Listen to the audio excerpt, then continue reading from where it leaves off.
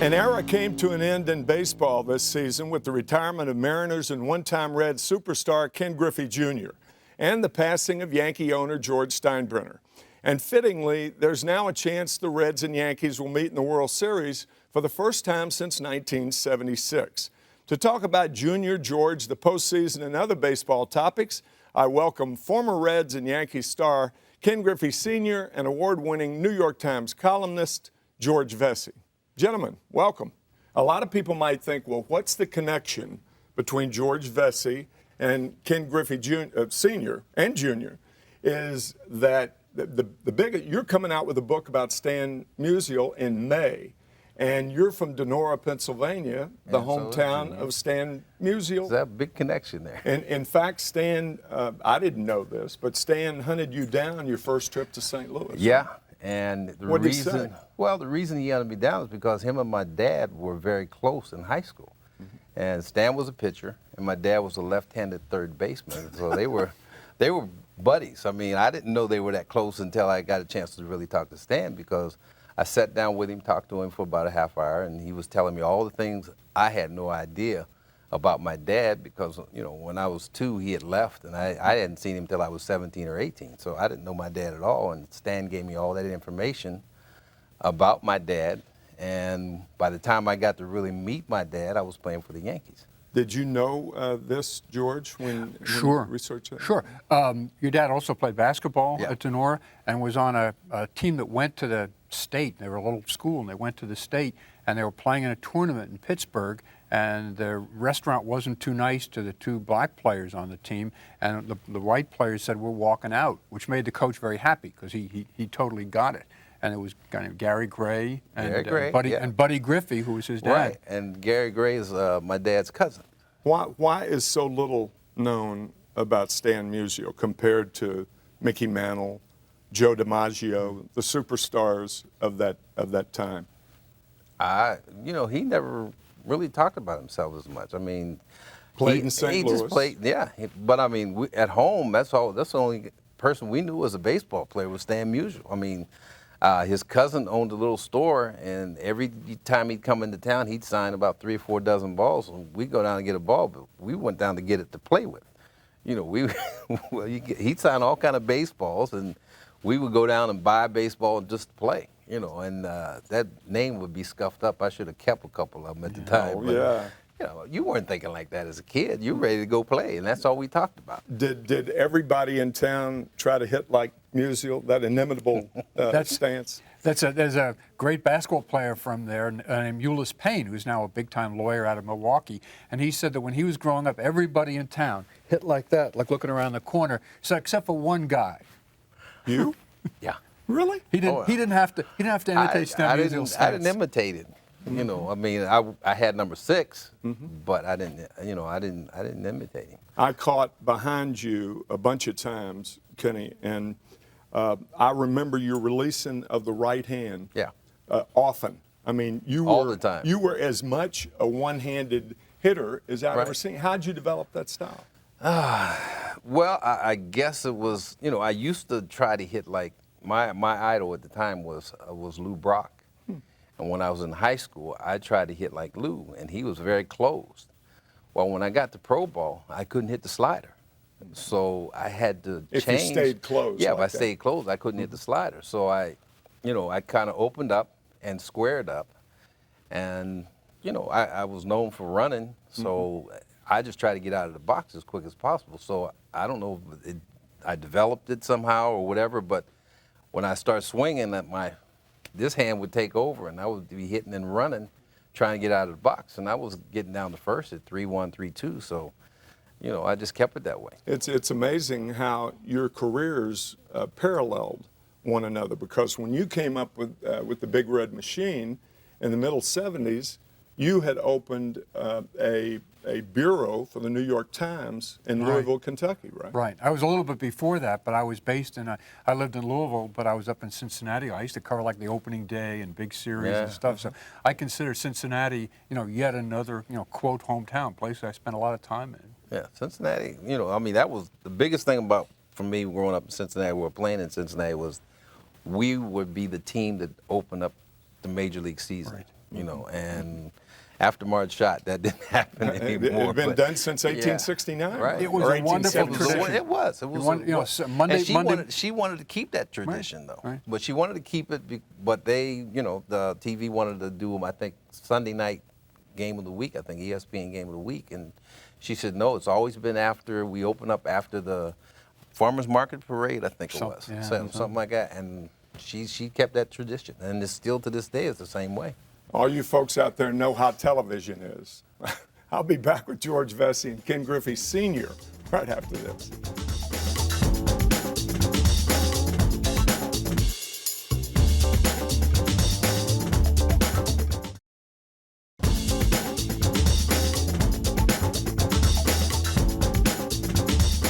I'm back with three-time All-Star Ken Griffey Sr. and multi-award winning columnist and author George Vesey. Ken, there were a lot of things that happened early in your career that were pretty momentous events, including Henry Aaron. Yeah. When you were a rookie, right? I was a rookie. Yeah. I was in the game that he had 7-14, tied the record.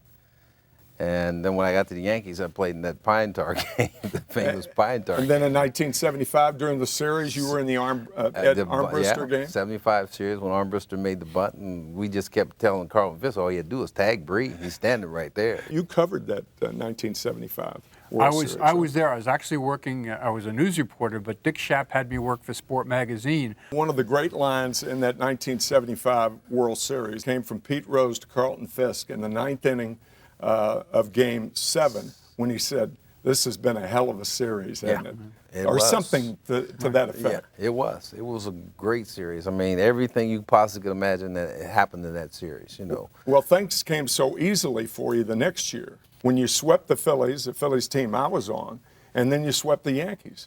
Well, it was a little easier. I mean, we just thought business-wise, you know, we took care of business as quick as possible. I mean, it wasn't a great series for the Yankees, but, you know, we just swept. We won 7 straight and won the World Championship that year. George, that big red machine in those days, they could have 4 guys, half of their lineup in the Hall of Fame. I guess to end this segment, do you think Pete Rose will ever be in the Hall of Fame, George? Yes, I do. You do? I do. I think people have to get past his own bullheadedness and the player he was. And you played with him. I mean, I covered him. I was at the Charlie Hustle game in spring training in Tampa when the Yankees were goofing on him. He played to win, and he played hard. And the Pete Rose that I saw playing from beginning to end was a Hall of Fame player. And I could justify voting for him. I understand why he's not eligible. I mean, he made it hard for himself. He's foolish. Yeah, he lied for so long and then came out with the book when he finally told the truth, right? That was that never giving in Pete Rose. Yeah, that was him. That was him. I mean, he was stubborn. He was bull, like you said, bullheaded. We'll be back with Ken and George right after this.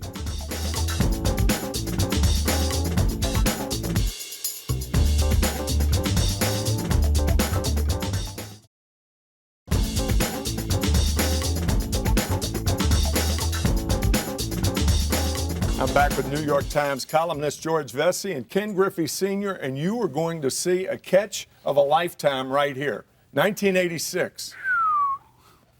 And you were 36 years old when that happened? Yeah, I didn't think I was going to get up on the wall that high.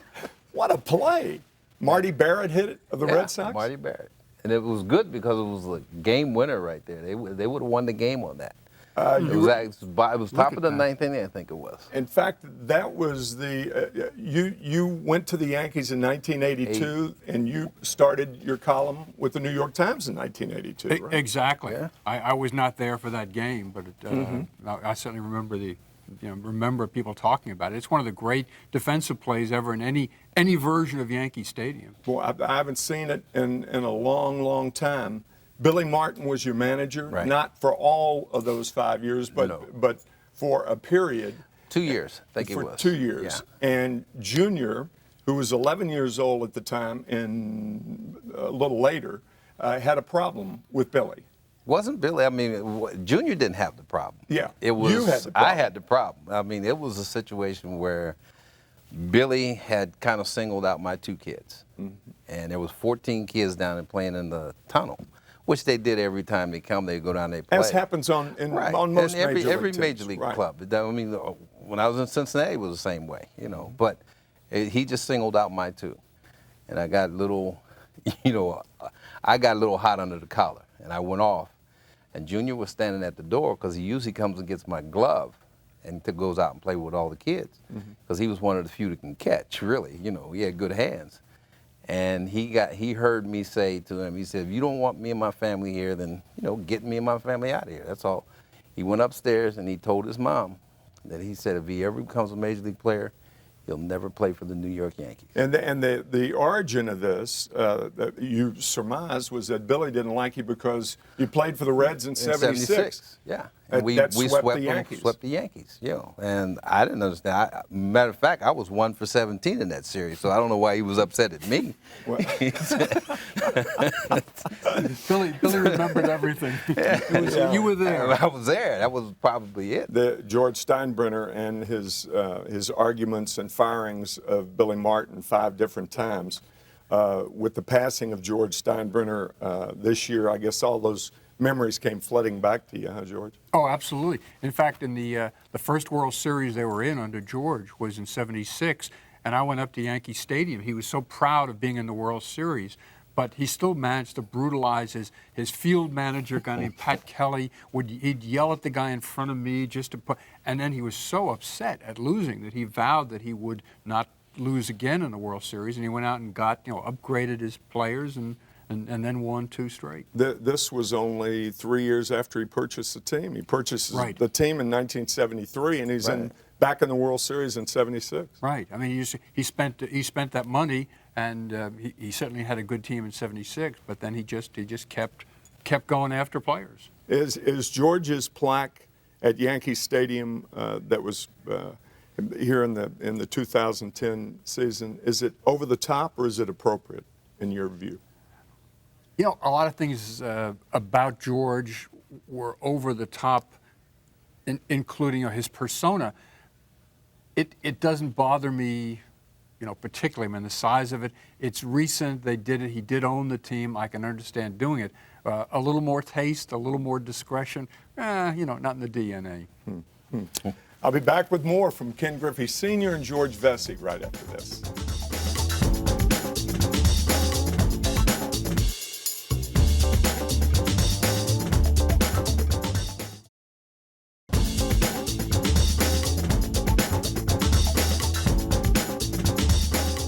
With New York Times columnist George Vesey and Ken Griffey Sr., and you can well imagine what it might be like to play a Major League Baseball game with your son.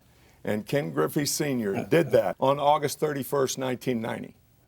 It was, I mean, that whole thing was real nuts. I mean, thinking, playing with him and all that, it blew my mind. I didn't think he was ever going to get there that quick. Matter of fact, I said 21, he should be by 2021, he should be in a big, but not 19. I didn't think he was ready for it. But I guess he showed them in '89. He had led the team in every category, offensive category there was in spring, and they can only put him on the team. But that day we got a chance to play together it was great. Well, I know, George, you covered that period, and in 1995, I mean, Junior, Randy Johnson, some of those guys, Alex Rodriguez. Alex couldn't get into a game. Yeah. Alex was a spare on the Mariners, and the Yankees sent Jeter back down after he filled in for Tony Fernandez. If both teams had followed, maybe more instinct, you could have had Alex playing in the World Series or Jeter in the postseason and all that. But they got benched. I've seen where you commented on one of the lasting memories that you had was of Ken Griffey Jr. sliding in after Edgar Martinez's hit to left field and to put the Seattle Mariners in the postseason for the first time. With that big smile on his face. Were you there in that game? No, I was. What was that? In 95. 95. Yeah. No, I was coaching in the minor leagues. I was a minor league guy. It was just it was fate. I mean, also the postseason was 2 games in one town, and then you'd go 3 to the team with the home team advantage. So the Mariners had 3 games in the Dome, and they won all 3. And there's Junior popping up out of the pile with that big smile on his face. It's just a wonderful picture. Ken, you said you were surprised that Ken got there that early. Yeah. Were you surprised that he hit that many home runs? No. 630? No. Wow. I wasn't surprised. I mean, well, at first I didn't know he had that kind of power until, well, I'm going to be honest with you, it took him 6 years to get a hit in front of me. So, it was, from age 12 to 18, right before his, in the instructional league, after his first year in pro ball, he hadn't got a hit in front of me. Was he nervous? Yeah. Every time I'd come and watch him play, I'll give you an example. I was playing for the Braves, and Bobby Cox was our general manager, and Bobby was there to watch Junior play at a high school game. And it was at Lakota High School up in Cincinnati. And I live right across the street from the high school, and we were in town playing the Cincinnati Reds that night. So it was an afternoon game that Junior was playing. So I would go over and watch him, I've watched 2 at-bats. He struck out both times. And he had, like I said, from 12 to 18, he hadn't made contact in front of me. So, so he struck out both times. I said, I'll see you later. He said, all right. So I go to the game, and we played the Reds that night. I mean, as a Brave, we didn't win, so I come back after the game. I said, how'd you do? He said 3 for 5, 2 home runs. So the 2 times I seen him, he didn't get anything, but he had 2 home runs and another base hit, and he had like 4 RBIs that whole day. And then Bobby Cox told me, he said, why'd you leave so soon? I said, I had to be at the stadium, I had to go to work, at that time. We talked about the possibility of the Yankees and Reds in the World Series this year. Sure, why not? The Reds have been a great clutch team all year. I personally look forward to going back to Cincinnati for a World Series. Joey Votto, the MVP in the National League, you think? He certainly carries that team. Yeah, he carries that club. I think so. Yeah, I think so. I think so. I think so. Ken, you are wrapped up in the national spokesman for the organization Depend, talking about prostate cancer, but particularly debilitating to African Americans. Right. Well, I've been with this campaign for the last 3 years with Depend, and we have a website, depend.com, where you can get more information, but it's close to me because I'm a 5-year cancer survivor, prostate cancer survivor. So I do a lot of work, try to get people to go out, talk to people about getting screened early, which is probably the most important, 50 or older. And like I said, it's an African-American type situation where it's mostly African Americans get prostate cancer. I mean, the numbers are very high, so that I lost 4 uncles with it. So that's why it's real close to me. So I'm trying to do the best I can to get people to go out, get screened. And like I said, if you get screened, it's caught early, it's curable. Well, I guess appropriately, George and I are talking about the Yankees and the Reds. Dusty Baker, a prostate cancer survivor, as is Bob Gibson. As is Joe Torre. Right. So, I mean, there's a lot of people that have it that really don't talk about it. I mean, I've had a friend of mine that I played golf with for 5 or 6 years, and he had the surgery and everything, the whole 9 yards, but he never talked about it, until I was diagnosed with prostate cancer, and he found out through the newspaper that I was diagnosed, and he talked to me about it. But a lot of men do not talk about prostate cancer per se because of the scenarios or all the things, the incontinence and all the things they got to go through. They won't talk about it. But like I said, I'm with this campaign with Depend to wipe out prostate cancer, and all the donations that if you buy a Depend product, men's Depend products, goes to a donation to zero. Last question. Is Junior going to be happy in retirement? He's very happy right now. The funny thing is that he's a football coach. And high school football? No, little league. He got his son, my grandson's 8 years old, and he plays little league football, and he doesn't know anything about football. His last year he was a junior in high school at Moeller. They won the state championship. He was a wide receiver. I think he only caught like 15 to 20 passes all year, but they won the state championship. And his next year, he said he retired from football, and he decided to take up baseball. Well, I want to thank you guys for a very entertaining show. I really enjoyed it. Hope you did. I'm Tim McCarver. We'll see you next time.